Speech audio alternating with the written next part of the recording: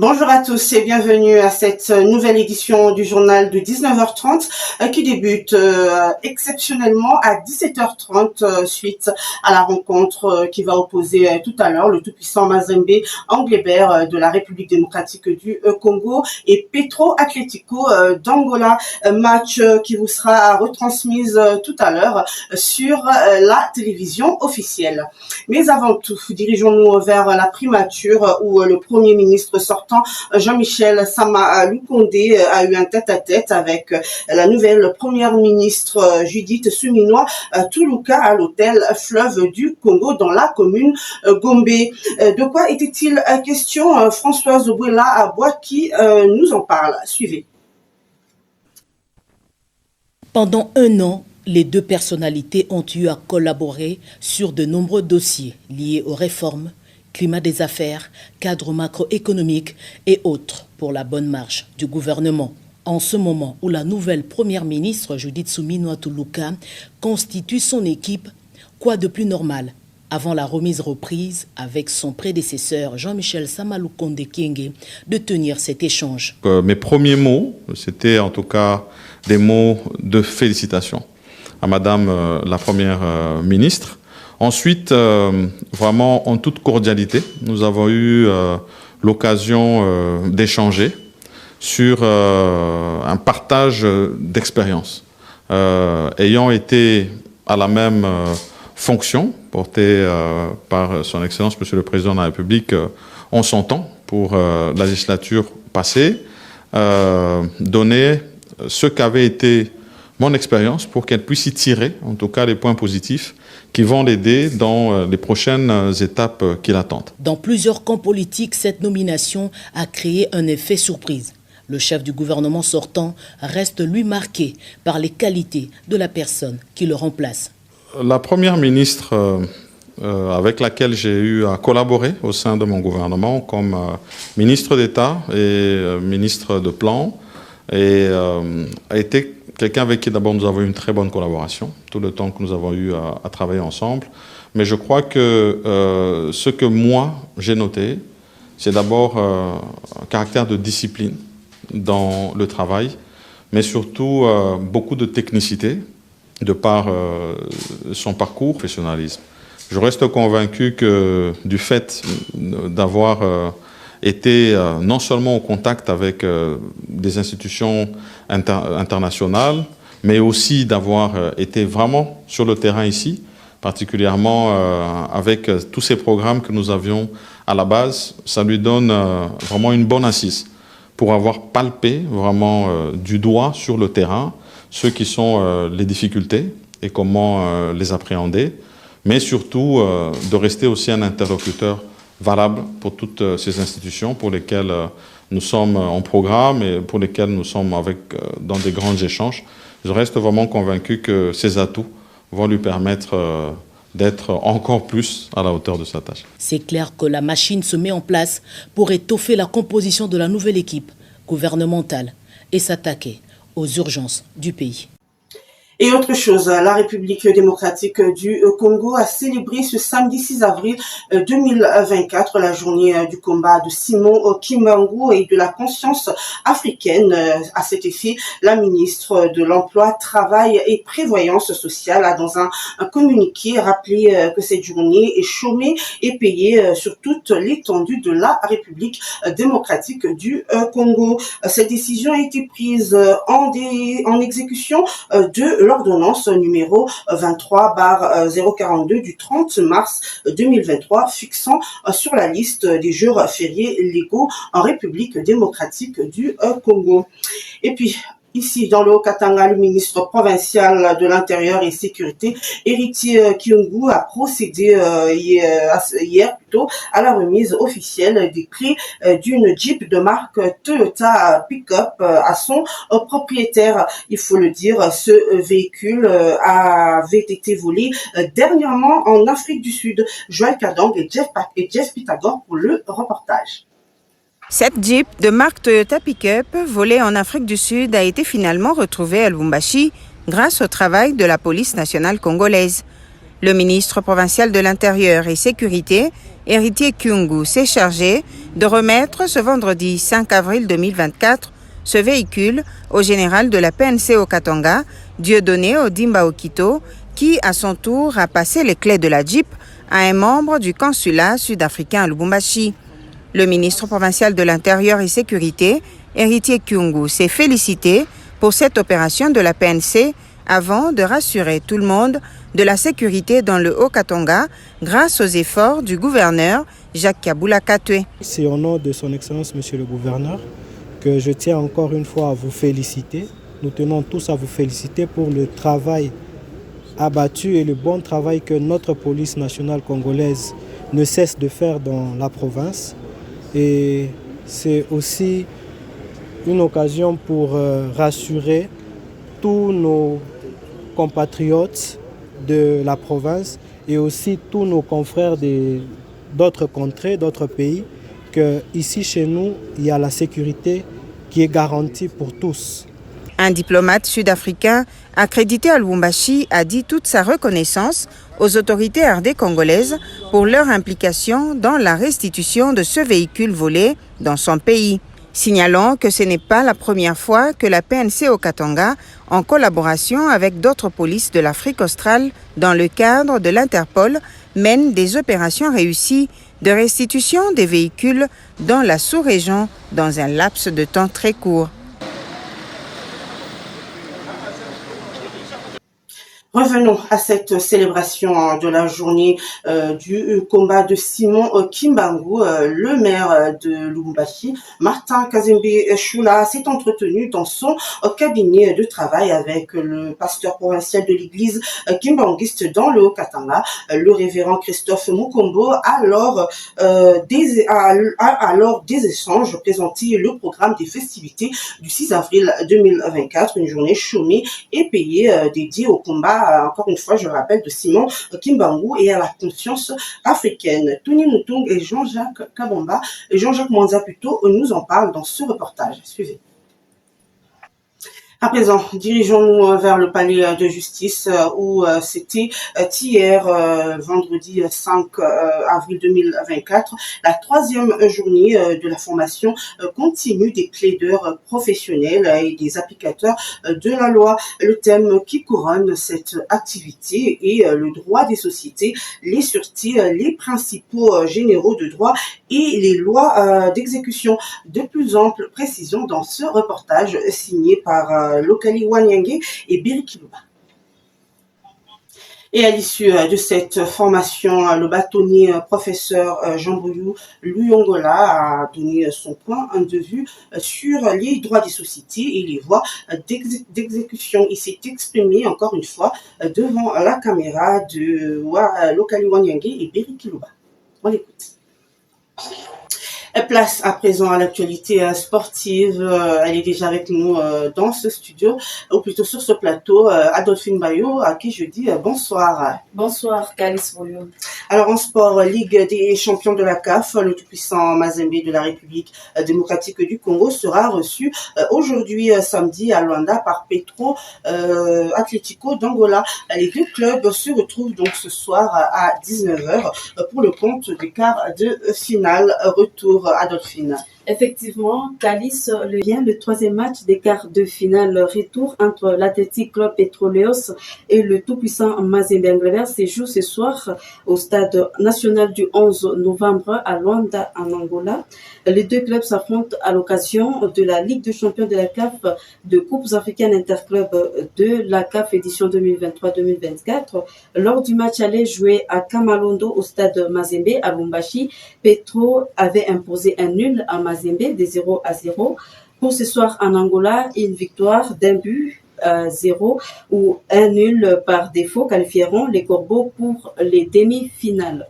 Donc, tout se joue aujourd'hui soir, et c'est aujourd'hui ou jamais pour l'unique représentant de la République démocratique du Congo, Mazembe, engagé en Ligue des champions.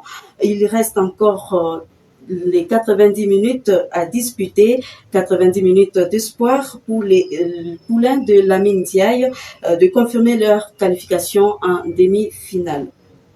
Le quatrième et dernier match des quarts de finale retour aura lieu à 22h au stade Félix Houphouët-Boigny en Côte d'Ivoire entre les clubs locaux d'ASEC Mimosa d'Abidjan et l'Espérance sportive de Tunis. Au match aller, les deux clubs s'étaient séparés dos à dos par 0-0.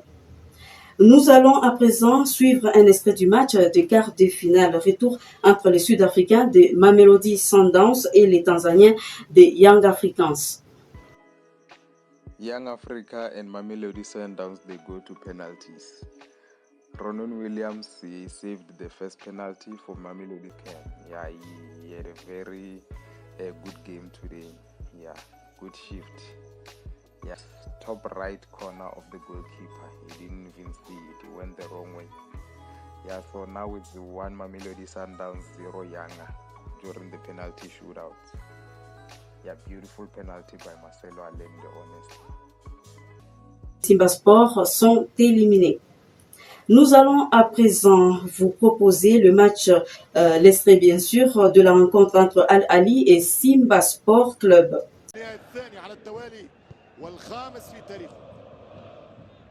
ماميلودي اللي كان لعب اول مره نهائي في افريقيا 2001 المباراه الشهيره ضد الاهلي وثلاثيه خالد بيبو. تمشي كره رضا سليم خطيره مداس ما يضيعش يحط كره وجول والهدف الاول للنادي الاهلي. عامر السوليه يسجل 1-0 في مرمى يوب الاكرد. قلت لكم الشوط الثاني بنوع من المتغيرات بجديد المباراه رسميا الاهلي الى السيمي فاينل رقم 20 في تاريخه بالمام افريكا في الكاف شامبيونز ليج. 1-0 عامر السولية يضرب قوة. Deux finales de matchs qui vont se jouer aujourd'hui. Bonne chance à l'équipe du tout.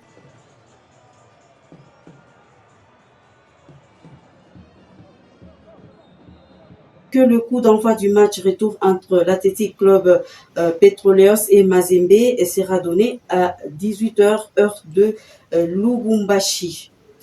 À la Ligue nationale de football, les Aigles du Congo jouent déjà contre l'AS Maniema Union à Kinshasa au stade des Martyrs. Et là, c'était pour le compte de la 7e journée de la Ligue nationale de football en sa 29e édition. Maniema Union est en train de mener au score par 2-1. Si le score reste là, nous allons avoir Mazembe, Lupopo et Maniema Union en tête du classement devant le club de Kinshasa V-Club qui totalise 10 points. Voilà, Caliste, je finis avec le sport. Merci beaucoup Adolphine, et avant de clôturer complètement cette édition du journal Vespéral sur les RTNC au Katanga, ce communiqué de remerciement qui nous vient de l'association socio-culturelle Sempia à son excellence Monsieur le Président de la République démocratique du Congo, chef de l'État Félix-Antoine Tshisekedi Tshilombo, avec nos hommages les plus déférents. Au nom de l'association socio-culturelle Sempia, plateforme regroupant tous les 6 territoires de la province du Haut-Katanga et au mien propre, tenons à vous adresser nos sincères remerciements pour avoir porté votre choix judicieux sur la personne de Madame Judith Toulouka Seminois en l'élevant de manière fulgurante en qualité de la première ministre de la République démocratique du Congo, symbole du mois de la femme, triomphant, signe incontournable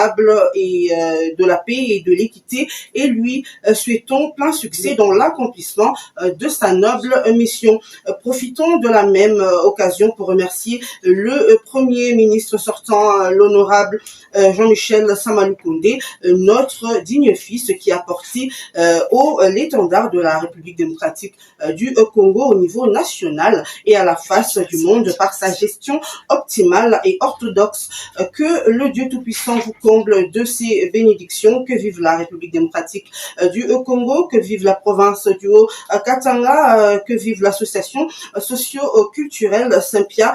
Pour le comité national, le président national, Monsieur Michel Kalwa Kalunga, ce communiqué est donc signé par son président. Et puis, un autre communiqué qui nous vient toujours de l'association socioculturelle Saint-Pia. Le comité national de l'association socioculturelle Saint-Pia est heureux d'annoncer à ses membres et sympathisants que la cérémonie d'investiture de son nouveau comité national se tiendra avec éclat ce dimanche 7 avril 2024 à 8h au prestigieux bâtiment du 30 juin. Nous sommes honorés de vous convier à cet événement mémorable et significatif. Nous sollicitons chaleureusement la présence distinguée de nos membres et sympathisants, nos précieuses filles et filles pour participer à cette cérémonie marquante. Votre soutien et votre présence seront les témoignages inestimables de notre unité et de notre engagement envers la mission et les valeurs de notre association. Nous sommes impatients de vous accueillir nombreux pour célébrer ensemble cette nouvelle étape dans notre parcours communautaire. Votre participation contribuera à la réussite et à la grandeur de cet événement fait à Lubumbashi le 6 avril 2024. Ce communiqué est signé par Kalamba Malenge Anderson, secrétariat général. Et pour terminer ce communiqué nécrologique, voici comment se présente le programme d'enterrement de feu papa Nyenge Mbayo Lambert, père biologique de notre collègue Eudoxie Mwange Nyenge Bahati Kitoko, journaliste et présidente en exercice du comité des agents féminins de la RTNC au Katanga. Ce lundi 8 avril 2024 à 11h, levée du corps de la mort Afia Don Bosco, à 12h messe dans la paroisse Saint-Paul du Carrefour, à 14h inhumation au cimetière de Kassangiri, à 16h retour au domicile familial pour un partage fraternel. Ce papa Nyenge Mbayo est décédé le jeudi 4 avril 2024 à la polyclinique Choukrani des suites d'une maladie.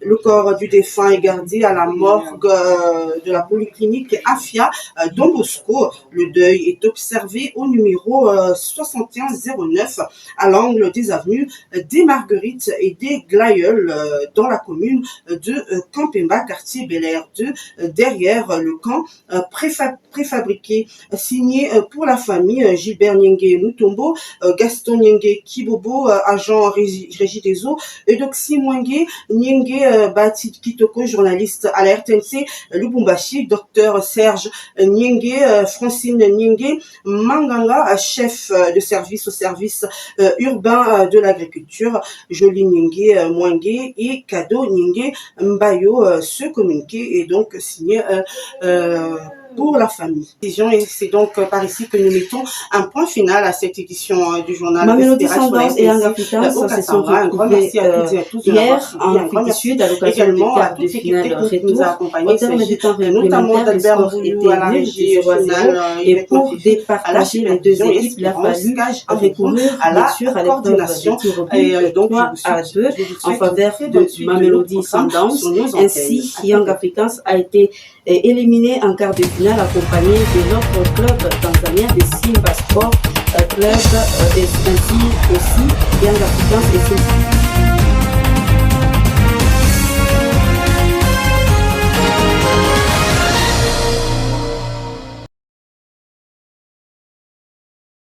Les deux clubs se sont croisés de nouveau hier au Caire en Égypte. C'est le club local, le national Al-Ali, tenant du titre, qui a battu facilement Simba Sport Club par 2-0. Le national Al-Ali, l'habitué de la Ligue des Champions, est toujours en course.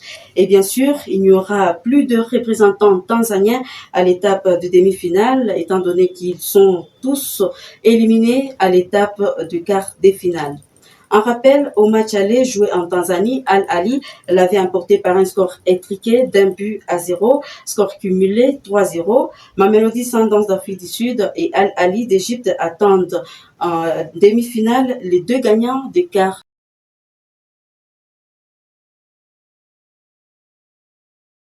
Puissant Mazembe Englebert, le seul représentant de la République démocratique du Congo. Je rappelle que